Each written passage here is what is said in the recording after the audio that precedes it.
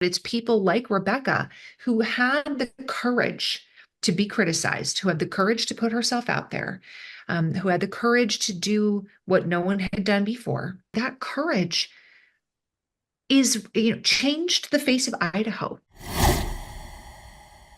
Rebecca Brown Mitchell came to Idaho Falls in the 1800s from Illinois and started what became one of the first churches and later became one of the first women to serve in the state legislature or in any legislative body in the world. She was also heavily involved in the women's suffrage movement. She is one of many women who is highlighted in a new book by Sharon McMahon. It's called The Small and the Mighty. And Sharon McMahon joins me today to talk about this historical woman. Sharon, thanks for taking some time with me today. Thanks for inviting me. It's great to chat. I'm excited to chat with you about this lady. I will get to that in a second, but first, I just wanted to talk about. I've been listening to your podcast for a long time. I'm a fan. I've enjoyed your work for a while. Happy. Thank you. That's so nice. This book, where did the idea for this book come about? You know, It's been years in the making. It took me years to write it. And one of the things that I have really heard from listeners and followers for years is how it seems like all of the great change makers in history were people of status. They were people who were wealthy, or they were extraordinarily well educated, or they were the first at something, or, they had family connections. And it seems increasingly difficult for some people to find a sense of hope that a small person with an ordinary life can make a difference. And I know history is full of those stories. It's just a matter of choosing which ones to tell. It's not even hard to find them. Yeah. And so, yeah, that's the genesis of how I sort of landed on this book idea. Well, this past week I was walking in a bookstore and I came across your book and I happened to glance and I found a chapter about this Rebecca Brown Mitchell and it caught my eye because she's from Idaho Falls, which is in our neck of the woods. So, That's right. um, how did Rebecca Mitchell come on your radar? How did you learn about her? Yeah, she sort of emerged in my field of vision, sort of like in a peripheral field of vision a couple of years ago, actually, when I was doing research about the women's suffrage movement and how it progressed from being predominantly a Western part of the United States sort of movement. Like this is where, Utah, Wyoming, Idaho, this is the sort of the birthplace of women's suffrage in the United States.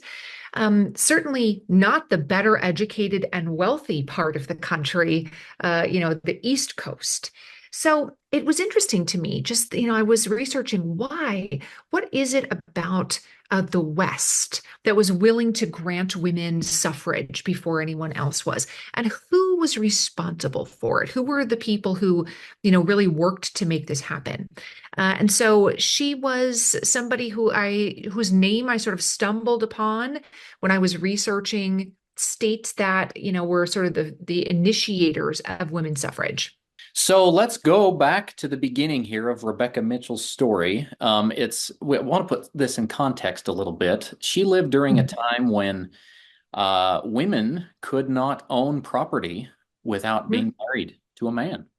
Mhm. And that is kind of where her story begins with that premise. She was living in Mhm. Illinois at the time, and her husband passed away. And because of the law at the time, she lost Mhm. everything that she owned simply because her Mhm. husband died. So you Mhm. want to talk Mhm. about that, kind of starting from that point. Yeah. Yeah, so these are called coverture laws, which were the idea that a woman needed to be covered by a man. If it wasn't her husband, it was her father. And so she did not have a legal right to inherit property, and she did not have a legal right to her own children. And this was Illinois had very especially restrictive coverture laws. She likened it to being in the iron cage of the law. And when her husband dies, she's allowed to inherit two possessions. One is the family Bible, and one is the family hymnal. But everything else that she owned, right down to the clothing that she wore, her children's clothing, the dishes that they ate on, all of her household furnishings, none of that belonged to her. It now belonged to the state. And if she wanted it back, she would have to purchase it from them, which, of course, if you're not allowed to inherit any money and your husband has died and now you're a single mom of two children, where would that money be coming from to purchase back these items? So, yes, her husband dies and leaves her a single mom, which, of course, is still difficult today. It's still difficult to be a single parent. But at that time, it was especially difficult because there were so many avenues of education and employment that were closed off to women. So eventually, because of this, she gathers what possessions she's able to get, the family Bible, and there was another thing that you mentioned. I A can't remember. hymnal, yes. Hmm. No. And she leaves Illinois, eventually ending up in what was then Eagle Rock. The city Hmm. is now known as Idaho Falls, but at the time it was Eagle Rock. But what drove her westward? What Hmm. what was the reason for that? Yeah, she once, she eventually remarries, and she remarries her husband's brother, and that relationship does not end well. I don't know if she was legally divorced or if they just separated, but her second husband doesn't die, so there's some kind of demise of their marriage. She had two more children with him. One of them dies, and her by the time her fourth child is a teenager, her other children are grown. She decides that she has a mission and a calling, and what she wants to do is become a missionary. And she tries to find a missionary school that will accept her, and keeps having the door closed in her face. And she's very upset about this. She feels like, I am being denied missionary training. I'm being denied a vocational opportunity. I'm being denied the right to express my faith by for no reason other than my sex. And eventually, she does find a missionary training school that will accept her as a single woman. And that's it. That's eventually what leads her to get on a train as a self-supporting missionary and ride the train as far as it will go with the money that she had available. She did not set out to be like, I've purchased a ticket for Eagle Rock. Eagle Rock was where she ran out of funds. And she got off the train in Eagle Rock. And at the time, it was a very, very small town, just, not large at all, not a wealthy town at all. Most of the people who lived there had very little. And she and her daughter immediately begin looking for a place to stay. And this was really, Eagle Rock is in such an infant state that it doesn't even have like hotel accommodations, and even if there were lots of hotels, she wouldn't have had money for them. So she goes around knocking on every door, asking, is there a place that my daughter and I could spend the night? And she keeps getting told no over and over. And eventually somebody sort of relents or takes pity on her and is like, well, you can sleep in my shed. There's a shed behind the saloon if you want to sleep in the shed. And she's like, I'll take it. And she and her daughter set up a little house in the shed until it got too cold and they couldn't stay in there anymore. And the town had gotten to know her well enough that they were able to sort of like help her scrounge together other accommodations. Here she is in Eagle Rock, staying in a shed with some stranger, Mhm. not a penny to her name. And so what she starts to do is to teach school to Mhm. some kids in town. Mhm. And one day out of the blue, this man comes to her with a check. Mhm. And it's the excuse he gives is that this is tuition for my son or my daughter attending your school. But Mhm. she can't believe it because the timing of this is like, that your tuition isn't due, but yet you Mhm. decided to give it to me early. And in that particular moment, she was desperately in need of funds. Mhm. Yeah. Yeah. Tell me She at that point. absolutely, yes, she begins. This is part of why I call her audacious, is because very shortly after arriving in Eagle Rock, I mean within days, she is back knocking on everybody's door saying, I'm starting a school over here in the shed. And this shows you how young Eagle Rock was, that there wasn't a public school system yet of any kind. And so anybody who had children, like, this was their opportunity to get their child an education. And so she quickly begins to enroll kids in her school, and they come to the shed and have school in the shed. And she then begins teaching Sunday school, and teaches Sunday school wherever they'll have her. But yes, her daughter, her teenage daughter, gets sick, and she needs to, get some stuff for her daughter who's sick, and she spends her last dollar, her last amount of money, uh, getting supplies for her sick child, paying for her household expenses. It was expensive to live in the West then, a little bit like it's expensive to live in Alaska and Hawaii today because it takes such a long time for goods to reach such a far western distance. So living there was more expensive than she anticipated. And she has this moment where she realizes she has no money left and she has to fire off a letter back home to Illinois, desperately asking, like, please hurry. I desperately need your help. And she goes and she mails the letter and she comes back to her sick daughter. And not but an hour later, within a very short period of time afterwards, she hears a knock on her door, and it is the father of one of the boys that's in her school, there to pay his tuition. And she's like, exactly like what you were saying. What are you doing here? The tuition's not due. And he's like, well, I'm here to pay it anyway. And she feels in that moment that was the fact that he showed up that day right after she had just mailed this letter. That was the hand of providence, that it was a sign.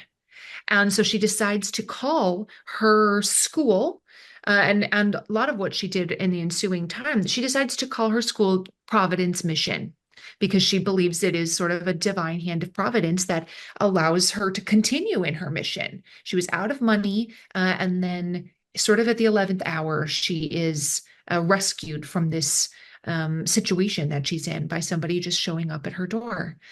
And that was very much the rest of her life. She certainly was famous in her lifetime, in certain circles, but she was never rich. She never, never really didn't even have the desire to become rich. She's not pursuing riches. But she has a hand in starting what will become the Idaho Falls Public Schools. She has a hand in beginning. I'm sorry, let me turn on my do not disturb. She has a hand in beginning what is still to this day the Idaho Falls Public Library.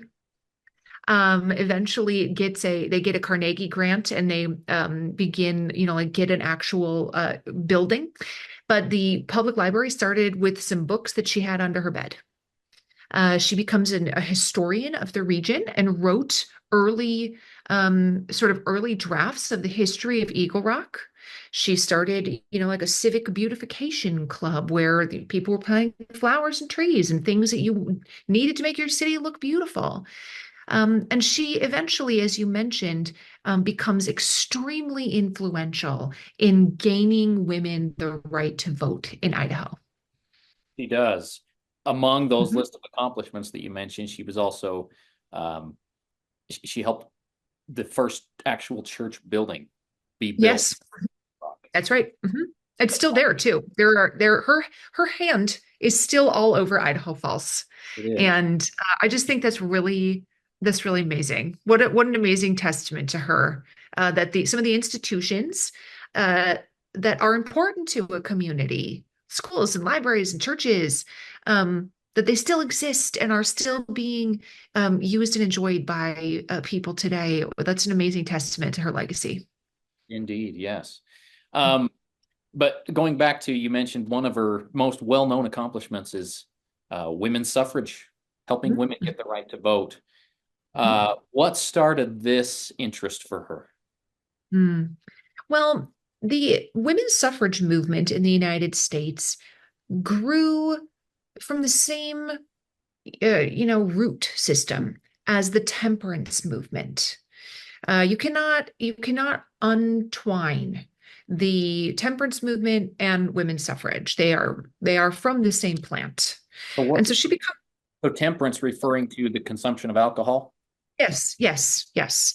And eventually, of course, it becomes we passed a constitutional amendment in the United States making the sale of alcohol illegal. She was involved in a women's Christian temperance union, which is one of the sort of most preeminent, prominent temperance organizations in the country. And she gains a lot of training, especially speaking training, while she's involved in the WCTU. They train her how to be a public speaker, how to speak in front of the Chamber of Commerce, how to show up at a school and, like get people to listen to you. And she has this very long career, um, eh, just traversing the mountain roads all throughout Montana, Idaho, and Utah, because she becomes a well-known speaker and a very in-demand speaker on the topic of temperance. And at the time, I think it's important to remember that temperance was not just people who were like, "Oh, alcohol's bad for you. We don't like it when you're drunk." It wasn't so much that people didn't want people to, enjoy quote unquote alcohol. It's that they viewed alcohol as extremely harmful to women and children. Because, and again, you can see why this is important to Rebecca, because she came from a situation in which women had no rights, right? If she comes from Illinois, where she has no rights, and she sees firsthand how women who are sort of at the mercy of their spouses or the mercy of their parents can be unfairly treated, abused, etc., by men who are have too large of an affinity for alcohol. That it was too easy for men to get paid on a Friday, go out to the pub, drink their week's wages, subject their wives and children to poverty, like be unable to pay for their wives and children to eat. And again, didn't have the social safety net then that we do now. There was no WIC to apply for or anything of that nature. And then the men would become abusive.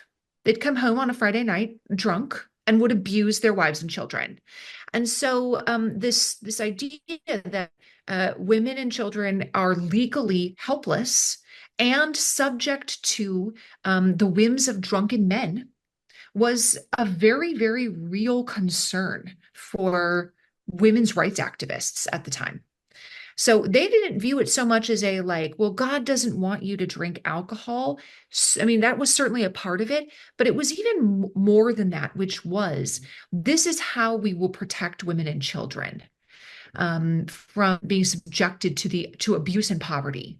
And the alcohol is what's driving all of this abuse and poverty. As America became more populated and cities sprung up, taverns and saloons and bars became more prominent. It became a setting where people congregated.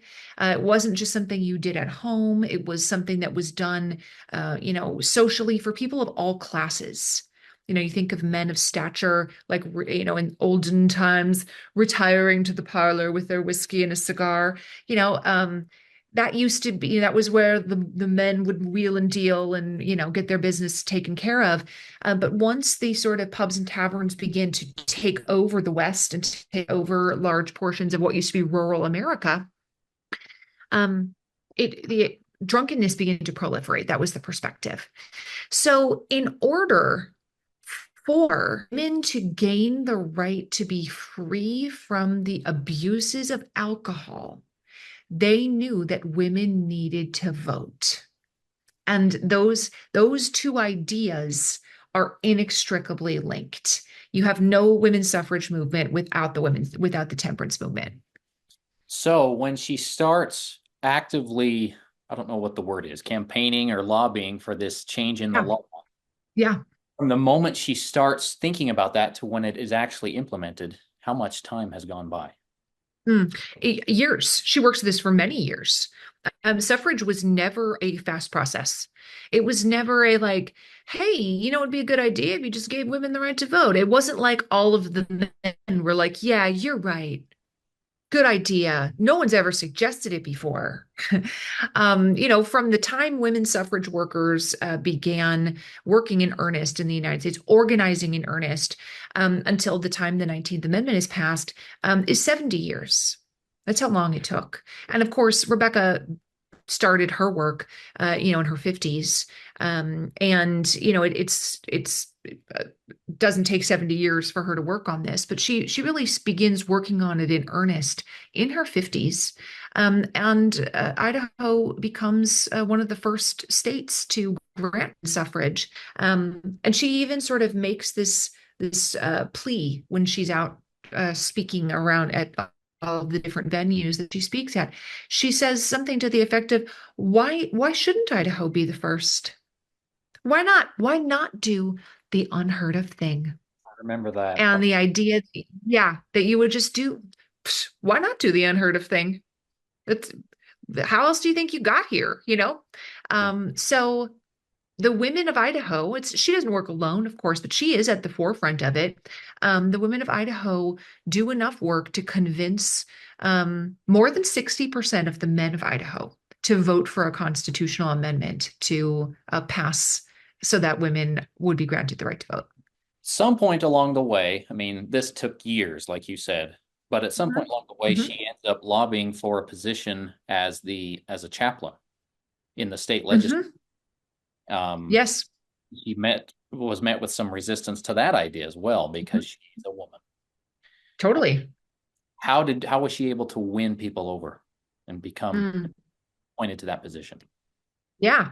She sets her sights on this idea that she wants to become the chaplain of the Idaho legislature. And it's a job that no woman had ever had before anywhere in the world. Anywhere in the world. And so she makes world news when she becomes the first female chaplain of a legislative body. And she starts getting letters from all over the world from women who are like, good on you, Rebecca. Like this is incredible. I can't believe, like you're so inspiring to me. Um, the first time that she goes out for the job, she doesn't get it. No. And she then has to spend another year building relationships with people and convincing them that, in fact, she is the woman for the job. And I think one of the things that is really remarkable about her is that, humans are often very afraid to let people watch them fail. They're not so much afraid to fail. We all fail all the time, right? We fail to make our beds. We fail to get somewhere on time. We fail all the time. What we're afraid of is having people judge us for our failure. And she publicly at many things, and including getting this appointment to be the chaplain of the Idaho legislature. But she kept trying, and she allowed other people to look at her, who by this time was an elderly woman, and undoubtedly judge her behind her back. Undoubtedly. It wasn't like everyone in the community was like, oh, everything she does is she just turns to gold. There were a lot of people who had to have thought, who does she is? That's a man's job. She's an old woman, and she just perseveres and keeps thinking to herself, I'm just gonna, why not do the unheard of thing?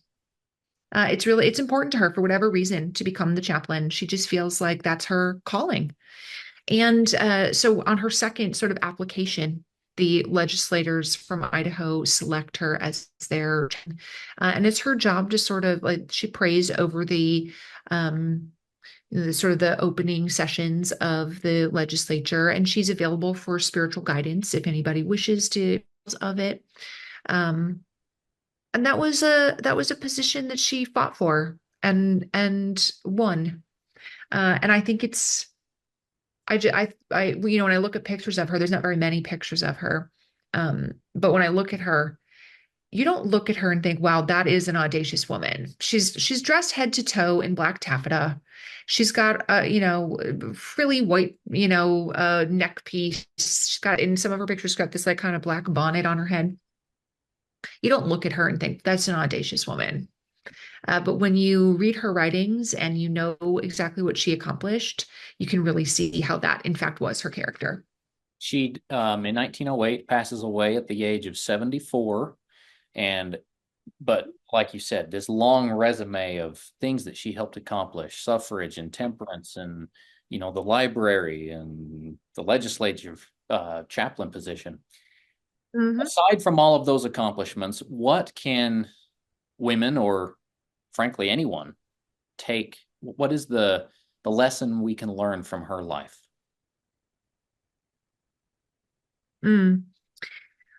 I think one of the biggest lessons is I just love the idea of like, why not do the unheard of thing? Because that is who history smiles kindly upon, not the critics, but the doers. The people don't write books about like, and then people gossiped about her, and here's a book about all of the gossip.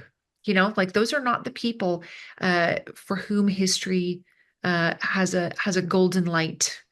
Those are the people that are they stay in the shadows in history. But it's people like Rebecca who had the courage to be criticized, who had the courage to put herself out there, who had the courage to do what no one had done before. And ultimately, that courage is, changed the face of Idaho, right? And changing the face of Idaho changes the fabric of the country. The Rebecca's influence changes the fabric of the entire United States, whether we realize it or not. I love this idea that no work for liberty is lost. It becomes part of the fabric of the country. Even if you live long enough or you're unsuccessful at, achieving your immediate objective, this idea that no work for liberty is lost, it becomes part of the fabric of the nation is it's very evident in Rebecca's life. It's very evident throughout Idaho. Um, and as I said, evident throughout the rest of the country. So why not do the unheard of thing? I like that. Sharon, this has been great. Appreciate your time. The Mm. book is called The Small and the Mighty, and there's a subtitle along with that. I don't remember the subtitle. What's the full name of the book?